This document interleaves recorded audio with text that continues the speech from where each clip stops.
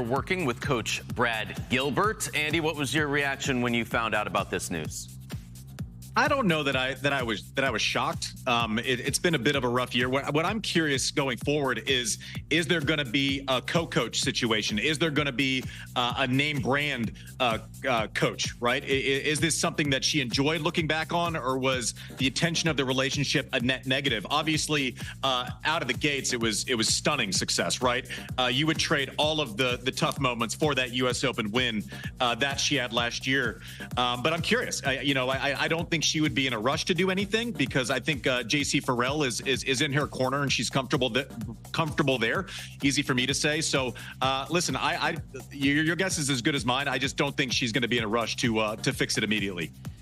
Yeah, I don't think, look, it's very easy to make just some wild guesses as to what you think, but what people don't realize that makes it challenging, I think, for all of us coaches, is that really the coaching-player relationship is about the dynamic of the two, the communication. Someone can be a genius coach, a player can be a genius player, but they just don't mesh. These two had a great run, and I think they did a terrific job. It's been a tough summer.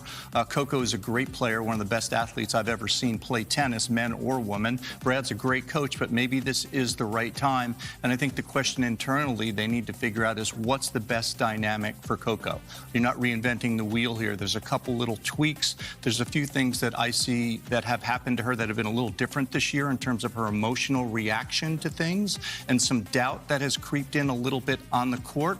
And it's not anything that can't be tweaked very simply and very quickly when you're as good as Coco. But again, get the ingredients that work together. She's got a good group of team around her. Figure out what dynamic suits, and then go get them. Yeah, it's another interesting point in the career, the young career of Coco Gauff. If you remember when Brad Gilbert joined the team, Coco was probably as low as possible coming off that early loss at Wimbledon. Brad, being such a great coach, was able to kind of pinpoint everything that she needed to focus on. Obviously had a fantastic summer last year, all capitalized with the U.S. Open title. I think it's going to be really interesting. I mean, obviously, it's been a tough couple of months for Coco. It'll be very interesting, as both guys mentioned. Who will she look to change to? Because, you know, there are some technical flaws in her game. So does she want to capitalize on the things she does well, or does she want a coach that can maybe help fix some of the deficiencies in her game, which is very tough for a player, and especially a very accomplished player like Coco Gauff. And she's so young. So it's going to be very interesting. I'm very curious. Great opportunity for any coach. A 20-year-old major champion, that's a good bag to be on. And